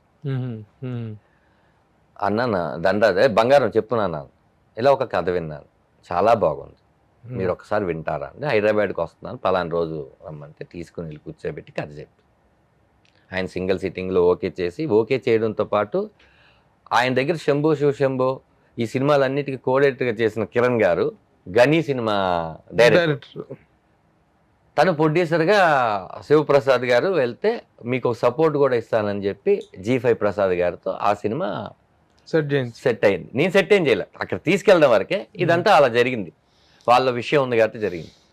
అప్పుడు రెండో కథ విన్నా, ఇదేంటని రాసి పెట్టాను సార్, ఇది నాకు ఇస్తారా? మీకైతేనే ఇస్తాను, లేకపోతే ఇంకెవరికి ఇవ్వను, ఎందుకంటే నా కళని మీరు నెరవేర్చారు. అలా అని చెప్పి నేను అడగట్లేదు సార్, ఇది ఒకవేళ మీకు లేదండి, నేను తండ్రి కొడుకుల కథ ఆల్రెడీ చేస్తున్నప్పుడు ఈ కథ నేను ఖచ్చితంగా చేయను, ఇప్పుడే నేను వేరే జోనర్ని రాసుకోవాలి, మీరు అంటున్నారు కాబట్టి మంచి దర్శకుని పెట్టుకొని ఆ రాఘవ్ అనే క్యారెక్టర్ మీరు చెయ్యింది, చాలా బాగుంటుంది, మీకు కాన్ఫిడెంట్గా అంటే చాలా కాన్ఫిడెంట్ సార్ చెయ్యండి అని అలా ఆయనకు అదిస్తే దానికి తగిన రెమ్యునేషన్ ప్రొడ్యూసర్ గారితో ఇప్పించి ఇద్దరం కూర్చొని స్కీన్స్ అన్ని రాసుకుంటే ఇందాక నేను ఫస్ట్ చెప్పాను కదా అదంతా జరిగింది. అది మ్యాటర్. ఈ విధంగా మధ్యలో నిర్మాతగా ఒక ప్రయోగం చేసినట్టున్నా, ధనలక్ష్మి తలుపు తడితే తట్టిందా? అట్లా ఎప్పుడు తడుతుందో డోర్ తీద్దామని డోర్ దగ్గర ఉండదు, తట్టట్లేదు ఆవిడ. ఎంత పోయింది దాంట్లో? నాది బేసిక్గా పెద్దది కాదు కానీ, నాకు పెద్దది అమౌంట్ ఏదైనా పెద్దదే కానీ నాది నా ఫ్రెండ్స్ అంతా కలిపి ఒక 80 పోయి ఉంటుంది అన్న. 80 లక్షలు 80 లక్షలు పోయి ఉంటుంది. నాదైతే ఒక 40 పోయి ఉంటుందేమో. మొత్తం జబర్దస్త్లో ఎంత సంపాదించా, సినిమాల్లో ఎక్కువ సంపాదించా? జబర్దస్త్లోనే ఎక్కువ సంపాదించాను. జబర్దస్త్లో అంటే జబర్దస్త్ వలన కొన్ని ఈవెంట్స్ ఓపెనింగ్కి పిలవడం, ఈ బయట ఒకటి ఉంటాయి కదా గెస్ట్ గా పిలవడాలు, అట్లా జబర్దస్త్ ద్వారా. ఇప్పుడు జబర్దస్త్ పొజిషన్ ఏంటి, ఎలా ఉంది? చూడట్లేదన్నా నేను. నువ్వు చూడట్లేదు అంటే జనం చూస్తున్నారా అని అడుగుతున్నా. అంటే నేను జనమే కదన్నా. నేను మొన్న ఎవరు ఏ రోజు వస్తుందండి జబర్దస్త్ వస్తుందంటే వస్తుంది అండి, బట్ వాళ్ళ యాప్లో వస్తుంది, ఎక్కువ యాప్ పెట్టడం వల్ల యూట్యూబ్కి దూరంగా ఉంది అని ఎవరు అన్నారు. కానీ జబర్దస్త్ అనేది ఒక వైభవం కదా. ఫస్ట్ స్కిట్ రోల్ కెమెరా చెప్పింది నా ఫేస్ మీదే. జబర్దస్త్ ఫస్ట్ స్కిట్ కొట్టింది ఫస్ట్ యాక్టర్. నేను స్టేజ్ మీదకి ఎక్కి రోల్ కెమెరా యాక్షన్ అన్నది నాతో స్టార్ట్ అయింది. జబర్దస్త్ నేనే వీళ్ళందరినీ సెట్ చేశాను. నేను మన టీవీ చేయడం ఏంటి అంటే నేనే రెమ్యునేషన్ మాట్లాడి, అప్పుడు చంద్ర కూడా ఏమీ లేదు నేను చేస్తా అంటూ అందరినీ నేనే ఏడుకొని నా దగ్గర క్యాష్ ప్రోగ్రామ్ లో పట్టాడు మమ్మల్ని చేద్దాం అంటే. అంత ముందు కూడా ఒక దానికి అనుకున్నారు శ్యామ్ ప్రసాద్ రెడ్డి గారు వాళ్ళు, ఏదో చిన్నపిల్లల డాన్స్ షో తడాకానో అదేంటో, అప్పుడు మేము చేయలేదు నేను వేణు. వాళ్ళు మా ఇద్దరిది ఈ స్టేజ్ షోల మీద మేము బొమ్మరిల్లు స్కిట్ కానీ, ఇది ఎన్టీఆర్ గారిది బృందావనం దాంట్లో ఓంకార్ గారిది ఆట, ఇవన్నీ థ్యాంక్ యూ అని నేను చేయడం, ఇవన్నీ అప్పుడు చేసేవాళ్ళం. ఫ్రీ రిలీజ్ ఈవెంట్ అంటే వేణు దండలతో స్కిట్ ఉండాలి అక్కడ. అలా మేము ఫస్ట్ టైం చేసేసరికి అది నచ్చి జబర్దస్త్ స్టార్ట్ చేశారు. అది ఫస్ట్ చెప్పారు. రెండోది ఏంటంటే ఫస్ట్ స్కిట్ కొట్టింది నేనే, ఫస్ట్ స్టార్ట్ కెమెరా చెప్పింది నాదే. మొత్తం ఎన్ని ఎపిసోడ్లు? ఒక 70 ఎపిసోడ్లు. 70 ఎపిసోడ్లు చేస్తుంటాను. అంటే ఒకసారి వెళ్ళడం 13 ఎపిసోడ్లు చేయడం, మళ్ళీ షూటింగ్ బిజీగా ఉండి మళ్ళీ వెళ్ళడం, ఒక 10 ఎపిసోడ్లు చేయడం, అట్లా గ్యాప్లకి వెళ్ళి చేసింది. తర్వాత అకార్డింగ్ టు యూ, సరే you are the pioneer, who is the star of Jabardasth అంటే ఎవరి పేరు చెప్తా? స్టార్ అంటే నాగబాబు గారు. అప్పుడు ఏంటంటే నాగబాబు గారు జడ్జిగా, దాని తర్వాత రోజా గారు కూడా. ఫస్ట్ ఏంటంటే నాగబాబు గారు జడ్జిగా, రోజా గారు. ఆ పేరు ఆ నాగబాబు గారి నవ్వుకి మనం ఏంటంటే అది యాక్టింగ్ చేయరు ఆయన. నవ్వు వస్తే ఆయన అంత గట్టిగా నవ్వు ఆపుకోలేడు ఆయన, అంత స్వచ్ఛంగా నవ్వరు. అది నిజమైన నవ్వా లేదా మనకు అర్థమైపోద్ది, అంత గట్టిగా నవ్వుతాడు ఆయన, అందరిని ఎంకరేజ్ చేస్తాడు. ఆయన స్టార్. అంటే స్టార్స్ అంటే ఎలా చెప్తారు, ఇప్పుడు ఆ షాడోలు పడుతుంటాయి అన్న, ఆయన షాడో పడిన నేను, ఆ షాడో పడినటువంటి అప్పుడు అనసూయ గారు, అప్పుడు రష్మి గారు, ఇప్పుడు అందరూ కూడా జబర్దస్త్ ద్వారా చాలా మంది వచ్చేసారు కదన్నా. అసలు ఇప్పుడు జబర్దస్త్ నుంచి వచ్చిన వాళ్ళు 100% అని చెప్పలేను కానీ 50% అందరూ బాగున్నారు. అందరూ బాగుంది. సుడిగారు సుధీర్ హీరో, గెటప్ సీను, రామ్ ప్రసాద్, శకలక్ శంకర్, దాని తర్వాత అప్పారావు గారు, అనసూయ గారు కూడా ఫస్ట్ అదే కదా. దాని తర్వాత బుల్లెట్ భాస్కర్, గాలి పటాకల సుధాకర్. మేమంటే అప్పుడు నేను సినిమాలు చేస్తూ ఉన్నాం కాబట్టి ఓకే. దాని తర్వాత చెమ్మక చంద్ర మెయిన్, రఘు కార్మంచి, రాకెట్ రాఘవ, ఎంతమంది అన్న కింద కంటెస్టెంట్లు కూడా ఇప్పుడు స్టార్సే. ఆ చిన్న పిల్లలు, రాకింగ్ రాకేష్, ఎంతమంది వచ్చారన్న చెప్పుకుంటూ పోతే. Wonderful concept. అసలు ఎందుకు ఇప్పుడు జబర్దస్త్ అనేది మొత్తం కకావికలం అయిపోయిందన్న అంటే లేదు అసలు. ప్రతి దానికి ఒక ఎక్స్పైరీ డేట్ ఉంటుంది. మనం ఓన్లీ జబర్దస్త్ చేసేటప్పుడు మిగతా కామెడీ ఛానల్స్ లో కామెడీస్ లేవన్నా. One of the best comedy show కదన్న అది. దాని ముందు హిందీలో ఉండే comedy with Kapil, comedy circus అట్లా ఉండేదన్న, ఫ్యామిలీ సర్కస్. ఇక్కడ ఏంటంటే దాంతోపాటు మిగతా ఛానల్ రావడం, ఎంటర్టైన్మెంట్ షోలు మొదలవడం, యూట్యూబ్లు, ఇన్స్టాగ్రామ్. మేము చేసేటప్పుడు యూట్యూబ్లు లేదన్నా. అవును. కాబట్టి మేము చూస్తే టీవీలోనే చూడాలి, అది మళ్ళీ రిపీట్ లో చూడాలి చూస్తే. అందుకని అందరూ గురువారం అనేసరికి జబర్దస్త్ డే అని పెట్టుకునే వాళ్ళు. ఇప్పుడు ఏడుకొండలు ఏంటి, ఒక బిహైండ్ క్యారెక్టర్ లాగా చాలా అతని మీద సెటైర్లు కూడా వేస్తుంటారు. అతని మీద కూడా కొన్ని పంచులు ఏమండన్న పాపం సెటైర్లు వేసిన ఏమండు. అప్పుడు ఏంటి పర్లేదు వేసుకోండి నా మీద, షో బాగా రావాలి సార్ వేసుకోండి అంటాడు. ఇంకా మేమంతే కామెడీ మేనేజర్ అన్న, ఏదైనా ఉన్నదాన్ని చెప్తే కామెడీ కాదు కాబట్టి కొంచెం ఏదో పూత పూసి చెప్తుంటాం. తర్వాత చాలా విభేదాలు వచ్చి కొట్టుకున్నారు బాగా. అసలు కొట్టుకోవడాలు ఏం లేవన్నా, ఇదంతా ఒకళ్ళ మీద ఒకళ్ళకి ప్రొఫెషనల్ ఇది వచ్చేసి ఇదే అన్నారు. అసలు లేదన్న, అంటే మేము ఉన్నప్పుడు లేదు. మరి ఎవరు ఉన్నప్పుడు ఇది జరిగిందో నా దాకా అయితే తెలియదు. మేము ఉన్నప్పుడు అయితే అసలు అలాంటిది ఏం లేదు. మేము ఏదైతే యాజమాన్యం ఉందో యాజమాన్యం చెప్పే వచ్చిన వాళ్ళం మేము, అంతే. మాకు అదేం లేదు. మళ్ళీ జబర్దస్త్ పూర్వ వైభవం వచ్చే అవకాశం ఉందా? రావచ్చు అన్న, అంటే అది ఎవరి చేతిలో చెప్పలే అన్న. ఇక్కడికి ఏది కూడా రేపు ఏం జరుగుతుందో చెప్పలేని పరిస్థితుల్లో మనం ఉన్నప్పుడు మళ్ళీ పూర్వ వైభవం అంటే ఆ కంటెస్ట్లు అందరూ మళ్ళీ వచ్చి మళ్ళీ అదంతా జరగాలి ఒకటి. కానీ జబర్దస్త్కు సంబంధించినందుకు ఒక ప్రత్యేకమైనటువంటి యూనిక్ పాయింట్ ఏంటంటే, ఎవరైతే అందులో స్టార్స్గా వెలిగారో నాగబాబు గారు కానీ, జడ్జెస్గా రోజా గారు కానీ, ఇద్దరు 2 డిఫరెంట్ పార్టీస్లో ఉండుకుని 2 డిఫరెంట్ పార్టీస్లో ఎక్స్ట్రీమ్గా ఒక్కొక్కళ్ళని తిట్టుకునే పరిస్థితి, అది చాలా విచిత్రంగా అనిపిస్తుంటుంది. మీరు ఉన్నప్పుడు వాళ్ళ మధ్య అలాంటివి ఏమైనా ఉండేవా? మేము ఉన్నప్పుడు లేదు అసలు, నాకు తెలిసి ఎప్పుడు లేదు. వాళ్ళిద్దరూ మమ్మల్ని బాగా ఎంకరేజ్ చేసేవాళ్ళు. అప్పటికి నాకు తెలిసి రోజా గారు టీడీపీలో ఉన్నారనుకుంటా. అప్పుడు టీడీపీలో ఉన్నారు అప్పుడు. మాకు అసలు రాజకీయాలతో దాంతో సంబంధం లేదు. ఆవిడ కూడా ఎప్పుడు ప్రస్తావించే వాళ్ళు కాదు. మేము వచ్చేసిన తర్వాత కదన్నా ఇవన్నీ జడ్జెస్ గా మారడాలు కానీ ఇదంతా జరగడం కానీ. మేము ఉన్నప్పుడు అసలు లేదు కదా. మేము ఉన్నప్పుడు ఏం లేదు. ఆవిడ ఏమి ఎత్తేది కాదు. కానీ తర్వాత ఇప్పుడు మనోడు పొలిటిక్స్ లోకి వెళ్ళటం, దీంట్లో నుంచి వాళ్ళు కొంతమంది జనసేన వైపు నుంచి వెళ్ళి జనసేనకి వర్క్ చేశారు కదా. ఎవరన్నా మన గెటప్ సీన్ వాళ్ళు అదంతా అందరం వెళ్ళాలండి. అదేంటంటే మేము ముఖ్యంగా ఏంటంటే అందరం కూడా పవన్ కళ్యాణ్ గారి వీరాభిమానులు. ఫస్ట్ చిరంజీవి గారు అంటే మా అందరికి ప్రాణం. చిరంజీవి గారు మా అందరి చిరునామా, నా వరకైతే అందరు. నేను దాని తర్వాత మాకు పవన్ కళ్యాణ్ గారు, నాగబాబు గారు. ఇప్పుడు ఒక పని వాళ్ళు చేస్తున్నప్పుడు మన అవసరం ఉందా లేదా అనే విషయం వాళ్ళు మనకు చెప్పకపోయినా కూడా అభిమానం. మీరు వెళ్తున్నారన్నా, ప్రభు గారు అంటే నాకు చాలా ఇష్టం. ప్రభు గారు ఫాలోవర్ నేను చేస్తాను. నాకు దీంతో పార్టీతో సంబంధం లేదు, నాకు మనిషితోనే. పిలిస్తే వెళ్ళారా, పిలవకుండానే వెళ్ళారా? నేను వెళ్ళలేదన్న. అప్పుడు నేను దేంట్లోనూ బిజీగా ఉన్నా. నేను చెప్పాను, నేనే చెప్పాను నేను రాలేకపోతున్నా, పని చేసుకోండి, ప్రాబ్లం ఏం లేదని. ఖచ్చితంగా ఆది కానీ, గెటప్ సీన్ కానీ, సుధీర్ కానీ, లేకపోతే వెళ్ళిన వాళ్ళందరూ కూడా వాళ్ళే వెళ్ళారు. మీరు రండి అని అసలు పిలవలేదు. మీరు రండి వచ్చి ప్రచారం చేయమని 100% ఎవరు అనలేదు. వాళ్ళగానే వెళ్ళారు. We are fans.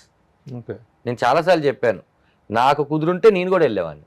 ఇప్పుడు చూస్తున్నాం కదన్నా జరిగిన రిజల్ట్ ఏంటో, అది చాలు. అది మేము ఊహించాం. తర్వాత కలిసారా మీరు అందరూ వెళ్ళి? నేను ఒక 4-5 సినిమాలు యాక్ట్ చేశానన్న ఆయనతో. గబ్బర్ సింగ్ గాని, కెమెరామెన్ నేను నాగబాబు గారిని కలిశాను. ఆ తర్వాత అంటే ఆయనకి అంత టైం ఎక్కడ ఉంటుంది, చాలా పనులు కదా. మనం మనం మనం చేసే ఏదైనా మంచి ఉంది అంటే డిస్టర్బ్ చేయకపోవడం. చిరంజీవి గారితో ఏంటి అనుబంధం? చిరంజీవి గారు లేకపోతే నేను అసలు నాలాంటి వాళ్ళు చాలా మందికి ఇన్స్పిరేషన్ కదన్నా. మా అందరికి చిరంజీవి గారు ఒక్కళ్ళే, చిరంజీవి గారికి ఎంతో మంది. మరి చిరంజీవి గారు లేకపోతే నేను ఆర్టిస్ట్ అవ్వాలని అనుకునేవాడిని కాదు, హైదరాబాద్ పారిపోయి వచ్చేవాడిని కాదు. నేను ఎప్పుడైనా సరే చిరంజీవి గారితో యాక్ట్ చేయాలని మీ కళ ఏదైనా ఉంది అంటే నాకు ఒకటే కళ అని కాదు, 4-5 కళలు ఉన్నాయి. దాంట్లో పెద్ద కళ ఏది అంటే నాకు చిరంజీవి గారితో యాక్ట్ చేయాలి. మరి ఇన్ని సినిమాలు చేసే వాటిలో ఎప్పుడు రాలేదు అవకాశం? ఏంటంటే నేను వెళ్ళి అప్లికేట్ అవ్వకూడదు అనేది, అంటే ఎంత అభిమానం ఉన్నా కూడా ఒక 5 సార్లు మిమ్మల్ని నేను కలిస్తే తెలియకుండా ఎక్కడో చోట ఒక చిన్న ఇది వస్తుంది. ఇప్పుడు నా ప్రేమను దగ్గరుండే చూపించాలనే రూల్ ఏం లేదు. నేను మిమ్మల్ని దూరం నుంచి కూడా అభిమానించవచ్చు. మీరు సినిమా థియేటర్లో నేను కూడా ఆడియన్ గారికి కేకలు విధులు వేసుకోవడం నా చిరంజీవి నాకు అలా ఇష్టం. ఒక్కసారి మీలో ఎవరు కోటీశ్వరుడు సెట్టు ఆయన వెళ్తూ ఉంటే నేను దూరంగా చూస్తున్నాను, ఈయనే కదా మన ఊర్లో అలా చూసింది థియేటర్ల దగ్గర అని. ఆయన ఇలా చూసి దండాస్ ఇలా రా అన్నాడు. గుర్తుపెట్టారు, ఎవరు పరిచయం కూడా లేదు. చిరంజీవి గారు నాకు చిరంజీవి గారు ఎందుకు తెలియదు అన్న, నాకు తెలుసు ఆయనకి నువ్వు అంతకుముందు ఎప్పుడు కలవలేదు. ఆ స్టోరీ ఏంటంటే ఇలా రా అన్నాడు. వచ్చా, ఎలా ఉన్నావు సార్, నా పేరు తెలుసా సార్ మీకు అన్న. మా నాగబాబు చూపిస్తుంటాడు అయ్యా జబర్దస్త్, నేను పడి నవ్వుతాను, నువ్వు జగదీక్ వీడ్ అట్లోకి సుందర్లో ఆ శ్రీదేవిలో ఏడి గెట్టప్పేస్తే ఎంత నవ్వుకున్నానని ఆయన చెప్పారు. ఓ మీరు చూస్తారా నా అంటే ఏం మాట్లాడు, నేను అన్ని చూస్తుంటాను, అసలు ఒక 7 ఏళ్ళు లేను నేను, అలాంటిది ఖైదీ నెంబరు 150 వస్తే మీరు ఎలా రిసీవ్ చేసుకుంటారు అనుకున్నాను, మీ అభిమానం మాత్రం అలాగే ఉందయ్యా, ఇక నేను సినిమాలే చేస్తాను మీ అందరి కోసం అని మాట్లాడుతుంటే, సార్ మీరు ఇక్కడి నుంచి వెళ్ళిపోండి సార్ అన్న. ఆయన కళ్ళే చూస్తున్నాను, ఐస్ ఆ చరిష్మా, వెళ్ళిపోండి సార్ నాకు హార్ట్ స్ట్రోక్ వచ్చేటట్టు ఉందని.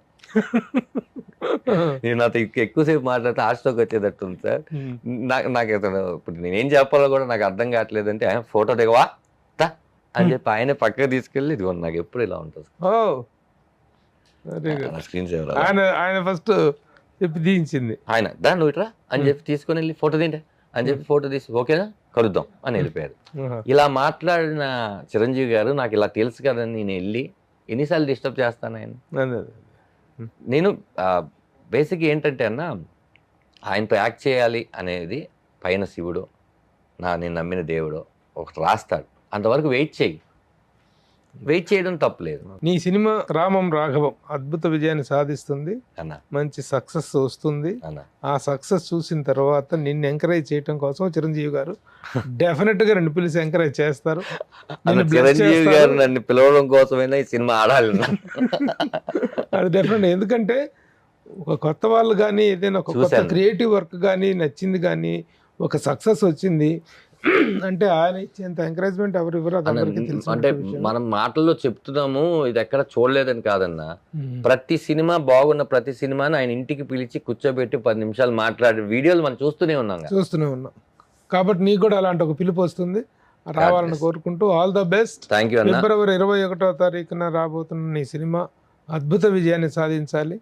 కెమెడియన్ గా, యాక్టర్ గా, డైరెక్టర్ గా కూడా మంచి ఫ్లరిష్ సాధించాలని ఆశిస్తూ all the best from Suman TV. Thank you so much అన్న, thank you very much, nice interview. Suman టీవీలో మీ పర్సనల్ అండ్ బిజినెస్ ప్రమోషన్స్ కోసం కింది నెంబర్కి కాంటాక్ట్ చేయండి.